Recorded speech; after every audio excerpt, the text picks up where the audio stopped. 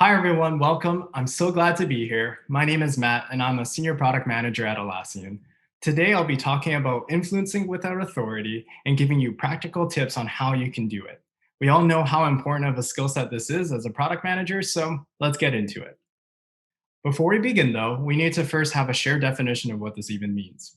Just like how managing is different than leading, influencing without authority is different than telling someone to go do something. For the rest of this talk, we can use this as our definition. To influence without authority is the ability to make others act, behave, or think without having any power or right over them. Now, why is this so important? Well, it's important because as product managers, we often don't have direct reports. We can't just tell folks to go do something just because. And so it's really important that as product managers, we internalize this skill because a lot of the world's greatest achievements and breakthroughs have been possible because of leading and influencing without authority. Now, if you fast forward and you look at the ever fast moving world we live in, it's increasingly important that leadership is provided at all levels and all from different people, regardless of where they sit in the management hierarchy. The notion that just a few extraordinary people can provide all the leadership that is needed today is not scalable and often a recipe for disaster. Now, before we begin, though, just like how Rome wasn't built in a day, influencing without authority doesn't happen overnight. It takes hard work, time, and patience. The very first thing you need to do before you influence without authority is to understand the culture and the context of your organization. Now, culture means a lot of different things to a lot of different people, but in an ideal world, culture might be a one size fits all, but that's hardly ever the case. At Atlassian, we always encourage new and existing Atlassians to adopt a seek first to understand attitude before making any kind of change. After all, you can't change the thing if you don't know how the thing works. To do this, we ask teams to really observe and co-locate and get a feel for how things are done here. There's so much implicit knowledge that gets built up within teams that it's important to really first take the time to understand how things work. We then encourage Atlassians to ask questions within their teams, such as, tell me about the thing that succeeded and failed, the last thing that succeeded and failed. What happened? How did the team respond? How is something shipped here? What are the practices and the processes?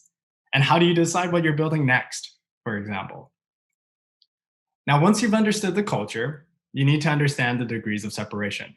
This is essentially just a measure of the social distance from one person to another. You're 1 degree from everyone you know, and 2 degrees from everyone they know, and so on and so forth.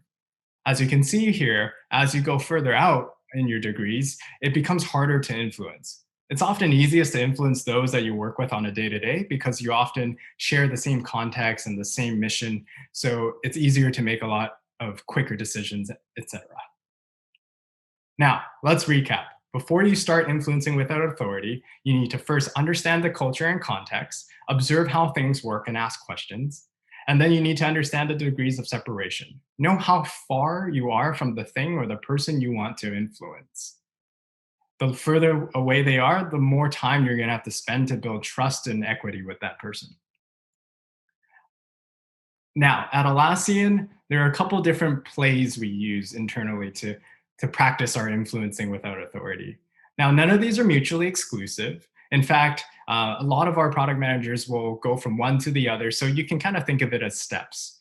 However, they do represent different mindsets when it comes to influencing. Let's start with a psychologist. This is really a play that's all about understanding the motivations and context of the people that you're trying to influence and then working backwards to achieve an outcome. The best time to use the psychologist play is when you're new to a situation. This could be you're new to a company or you're new to a team in a project, or maybe there's been a change in hands in terms of the management. And so you really are just brand new and trying to get a lay of the land. Another great time to use this is when you have situations with conflict. At Atlassian, we have a lot of internal teams doing a lot of different things. And so there can be times where you have misalignment and different goals than each other. So it's really good to use this to understand what the other team is working on. And from the degrees of separation standpoint, you can use this at any level, really. It's a great one to use regardless of where you are and who the person is that you're trying to influence. Now, how to do this, there's really 3 things that you need to take into mind. Very first, and just kind of like the seek first to understand attitude, is practice active listening so that you can understand the context and the motivation. What does success look like for the other team? What are the challenges? Can you establish some common vocabulary to work off of? From there, you're going to want to play that back. Do you really understand what it is that the other person is working on and why they're doing it? Can you show your empathy and share the same set of uncertainties and make decisions collaboratively? The last but not least is to iterate on your ask. What trade-offs do you need to make? Can you reframe the thing that you're trying to influence with their vocabulary and their goals in mind? Show how it helps them. Now, at Atlassian, there's a lot of things we do internally to do this. One-on-ones are great ways to start to understand the other party. Team Health Monitors is an Atlassian play that you can get online for free, and it's a really great way to get a pulse of how your team is doing, to understand what's working well and what's not working so well. Some background reading by looking at what the person is doing and what their team is up to through a company blogs or profiles and directories is a great way to kind of think about how that person is working on what they're doing. And last but not least is to get social with it. In a world like today, it's not as easy to have a meal or a drink, but you can actually go and do these over Zoom calls and understand the person for a person, not just a colleague or somebody that you're just trying to work with to achieve some goal you have. When we talked to all our product managers, really the one-on-ones stuck out the most. It was a great way for people to talk freely and to really get intimate with the other person to understand what they're working on and why they're working on it. So to recap, the psychologist is really about understanding the motivations and the context of who you're trying to influence, and then working backwards to reach an outcome. The best times to use this, new situations or when you have conflict, and three steps to do it. You want to understand what they're doing, play it back to them to make sure you truly understand, and then iterate on the ask. Some things you can try, of course, one-on-ones are our favorite, but the team health monitor and any social activities are also really great. The next up is the pitcher. Now, the pitcher is a play that's really about constantly exploring and trying different ways of framing ideas, especially the ones that you want to influence. Now, the best time to use the pitcher is when you're looking to find the right frame. Ideas are never going to be perfect from the moment they're conceptualized. And so anytime you have ideas you want to spar or jam on, or you want to refine it so that you get that sweet spot, that's a great time to use the pitcher because of its casual nature. The pitcher is also great for communicating ambiguous ideas. Oftentimes, instead of framing things as, hey, we should go and do this thing, you may not have a fully baked idea or solution in mind. So frame it more as, what if we were to do this thing? What would that look like? From a degrees of separation standpoint, again, because of the casual nature of the pitcher, it's usually best done within your team because the closer you are, the less prep work and more freely you can kind of bring up ideas and you don't have to prepare, formal explanation of why this thing matters, etc. Now, how we do the pitcher at Atlassian is there's a couple of different things, and I'm sure you're probably familiar with these as well. Pictures are worth 1,000 words, so we use informal visuals a lot. Whiteboarding, fake screenshots, wireframes. We also, as product managers, we try to make things never our idea. It's always a lot easier if you kind of plant that seed of thought and get someone else excited by it, that they start pitching it to their peers and colleagues. Internally, we also like to brand name things and give things something to reference back to. We use a lot of code names for projects, and these are just helpful to kind of bookmark for future conversations. Obviously, when it comes to pitching ideas, it's great to have a list that's already ready and prepared. You can always just draw back to it, especially as you go. Another thing to really think about is trying an elevator pitch. If you were stuck in an elevator for 30 seconds, could you get your idea across succinctly? If not, try refining it until you can. And last but not least, we also have a lot of great opportunities at Atlassian to do things like such as our internal hackathon, otherwise known as Ship It. We have 20% time and innovation weeks where teams are encouraged to work on things that are not on the roadmap. And so these are great opportunities for people to start advancing concepts over and over. When we spoke to our product managers internally, what we found was actually those who are pitching actually mentioned that pitching is a way to also build trust. It lays this groundwork for planting ideas, which is also really great for getting to know people. So let's recap. The picture is really about exploring, constantly exploring, and trying different ways of framing ideas that you want to influence. It's often used when you've got small ideas that you want to refine. It's best done within your team. You want to, how to go about doing it. Pick different lenses to try, draw it out, make it really informal. You don't need a very rigid process to get this going. And when you want to try this, try branding the concept. Use your internal innovation time if you have it. Cultivate a list as you go. Keep your eye out on what's happening outside your company, and have fun with it. The last play is the activist. The activist is really about creating large movements by regularly sharing facts and stories and perspectives. Now, the best time to use the activist is really when you're looking to make significant change. This could be a cultural change, you're coming up with a new product, or there's some new investment area in the business, or maybe there's an industry trend that you feel your company needs to get on top of.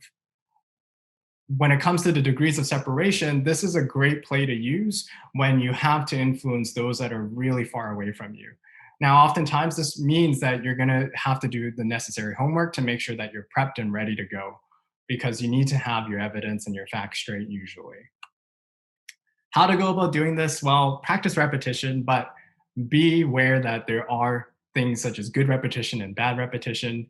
Good repetition is when you can repeat something, but also apply it to the other person's context. Bad repetition just looks like you constantly parroting and saying the same thing over and over again without adding any immediate value to the other team or person. From an influencing standpoint here, the activist is great from a bottoms up and a tops down perspective. Even if you are a senior leader, influencing as an activist needs to happen at both ends. You can't do this by yourself, and so often it's really helpful if you can find advocates for your cause somewhere else in the org. And just two general things about being an activist is you need to have passion and care for the thing that you're trying to influence here. You want to generate that energy and show that it's meaningful and important, and passion goes a long way in doing that. And timing. Timing is so important here. As an activist, you probably want to practice and refine your patience. You want to know at what points you're going to want to pause or accelerate your advocacy, because there's always a time and a place. Now, how we do it at Atlassian, well, there's a couple things similar to the picture where we're iterating over multiple steps. Really being an activist doesn't often happen as a single movement, or a single moment, I should say. It's often a result of many informal discussions or time spent in innovation time, or multiple blogs and presentations internally. We often paint visions of what the future could look like. So partner with your design counterparts and marketing to kind of come up with like North Star videos or presentations and fake concepts to get people excited about the future. And to go with that, obviously, it's really great to have written narratives. We have a lot of great templates on Confluence, such as project posters and product vision pages that you can use to kind of get you started. But these are great to accompany those visuals that you produce when painting visions. Now, to recap, the activist is really about creating large movements through sharing regular stories, perspectives, and facts. It's usually best done when you're trying to instigate significant change, usually outside your immediate team. You want to go about doing it by being a great storyteller, good repetition, finding advocacy in other teams. And the ways you can go about doing it, well, you can practice with fake concepts and presentations and North Star videos and thoughtful write-ups. But remember, the timing is important, as well as your patience and passion. All right, that was pretty much it. To recap, to influence without authority, you want to start with these first two things. You want to understand the culture and the context. Again, how do things work here? Observe and ask questions. You want to identify those degrees of separation. So again, how far are you away from the person or the thing you want to influence? The further out, the more work you're going to need to do. Now, our plays, the psychologist, the pitcher, and the activist, like I said, these are not mutually exclusive. You can interchange these and really just think of them as steps, if you will. And at any given point in time in your project or your product lifecycle, you could apply different ones depending on what it is you're after. So with that, thanks so much for dialing in and joining me today. I hope you found some of these tips useful. As always, you can you can reach out to me through my Twitter handle. And otherwise, yeah, that's it. Thanks so much for watching.